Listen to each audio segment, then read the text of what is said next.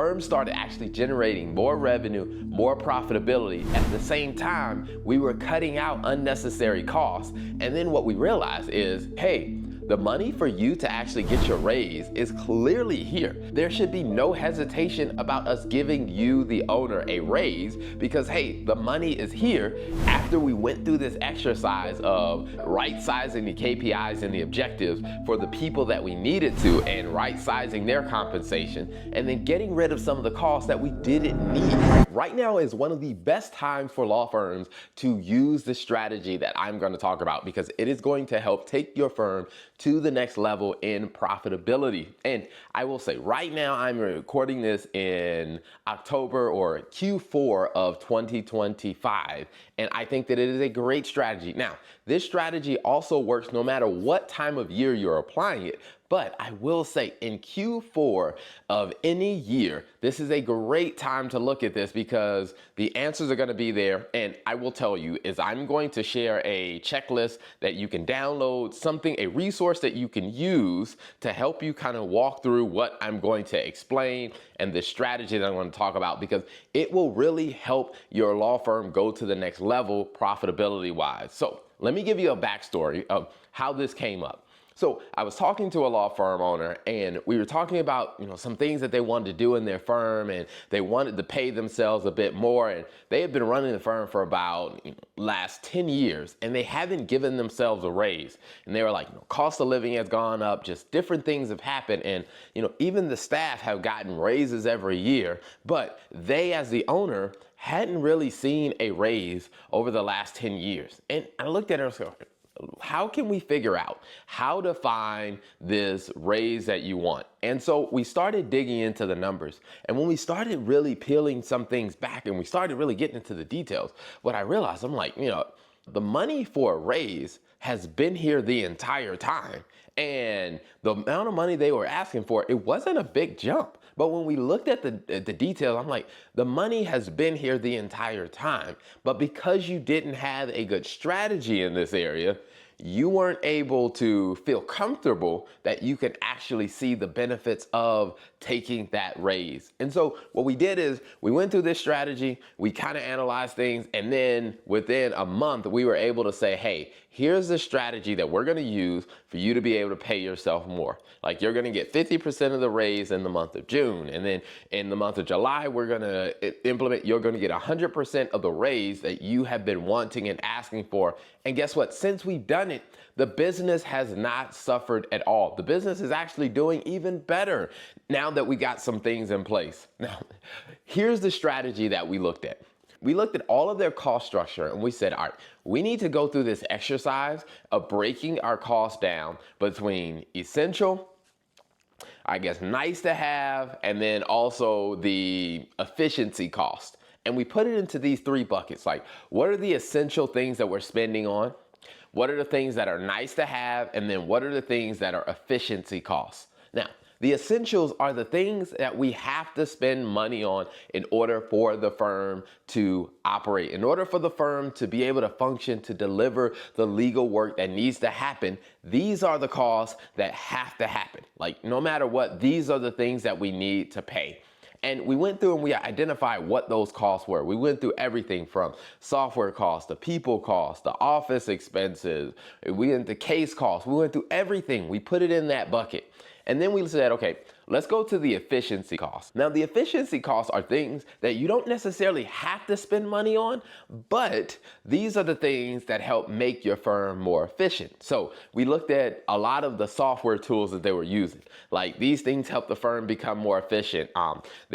You could run the firm without these, but these things being there will help the firm actually operate more efficiently. And we went through that and we started asking some very good questions about, like, what does this tool do? All right, what does this tool help? And then we actually started asking ourselves, like, okay, if you're saying this tool makes the paralegals more efficient, let me have a conversation with the paralegals and let me ask, okay, how their day-to-day looks, what their processes look. And what we found out is some of those tools that we thought would make the paralegals more efficient, when I had a conversation with the paralegals, they weren't even using that tool at all. And so I realized, like, hey, we need to question some of our assumptions that we made when we originally bought some of these tools. Because one of the things that happens is as your staffing changes, you may realize that one person you hired that was on the team maybe a year, 2, 3 years ago, like they used the tool because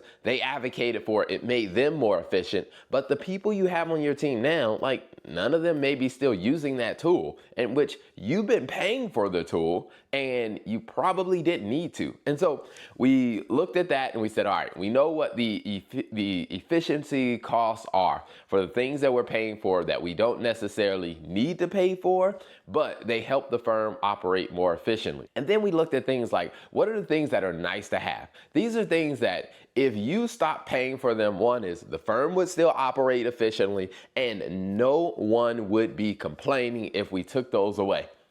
And when we looked at those, we said, all right, this is what's in that bucket. Now, the typical thing that accountants will tell you is, well, just cut all the non-essential things. Anything that's not an essential, just cut it back and you'll be able to make, the type of money you want. And I said, okay, before we go that extreme measure, what we probably should do is let's look at all of the things that are nice to have expenses. And let's just ask ourselves, and let's be honest, what does this mean to you as the owner? Because there were some things that were nice to have, like vehicle expenses and different things like that, and different, benefits, for the staff and different things that were going on. And I said, okay, all right, well, what does this really do for you?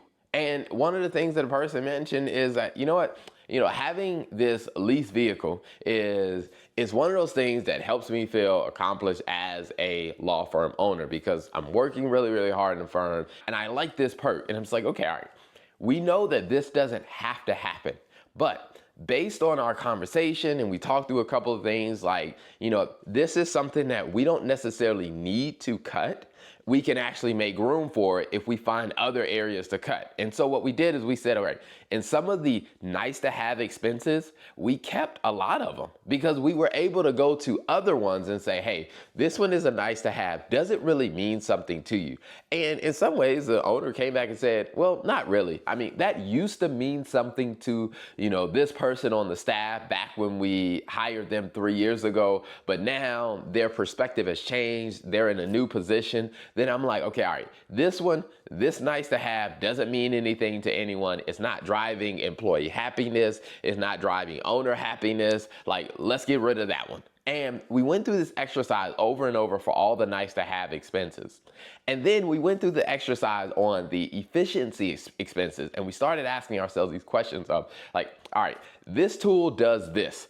Are there any other tools in our tech stack that also do the same thing? Because the way that technology is advancing and really speeding up, and the tools that you used to use, they used to have limitations. A lot of times those limitations go away because they make updates and upgrades to the technology. And when we went through and we looked at a lot of the tools, we realized that, hey, some of these tools are duplicating some of the same features. And so we were able to identify some savings there. And then by cutting back on some of these things that we were spending on, and then also the next question is asking ourselves, okay, all right, what should we be spending on that we aren't doing right now?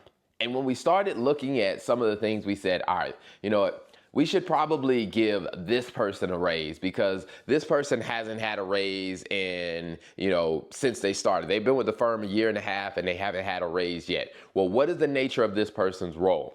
And then we started talking about what they were doing, and we said, all right, what if we set some very clear objectives for this person's role, and we plan in giving them a raise? And so there were some strategic employees within the company that we went back and we said, all right, we need to align their function with these operational metrics and these KPIs for the firm. And once we started doing that, what we saw is the firm started actually generating more revenue, more profitability. At the same time, we were cutting out unnecessary costs. And then what we realized is like, hey, The money for you to actually get your raise is clearly here. Like, there should be no hesitation about us giving you, the owner, a raise because, hey, the money is here after we went through this exercise of, right sizing the KPIs and the objectives for the people that we needed to and right sizing their compensation and then getting rid of some of the costs that we didn't need. And I will tell you, any firm that goes through this type of strategic thinking and this strategic process, what you will find is that there are some costs that you are spending on that you can probably get rid of, or there are some costs that probably aren't structured the way they should be to help you get the best results. Now, if you're a law firm owner and you're trying to figure out like, hey, how do I as a law firm owner be able to receive more reward or more compensation for the hard work that I'm doing in my firm? I'm telling you, if you use this strategy, it will really, really help your firm. And if you're looking for a guide to kind of walk you through it, you can actually download the checklist that we have because we've gone through this with multiple firms and we created a checklist that you can download, and by going through those questions, it will walk you through some of those very essential questions to help you look at this type of strategy for yourself. And as we've been talking all month about financial strategy, I am telling you, you don't want to miss next week as we come back and we talk about more key financial strategies that law firms should implement. Thank you for tuning in to another episode of the Law Firm and Finance Show, where we give you great content that helps you build a more successful law firm. So make sure you hit that subscribe button on all platforms and follow us for more content.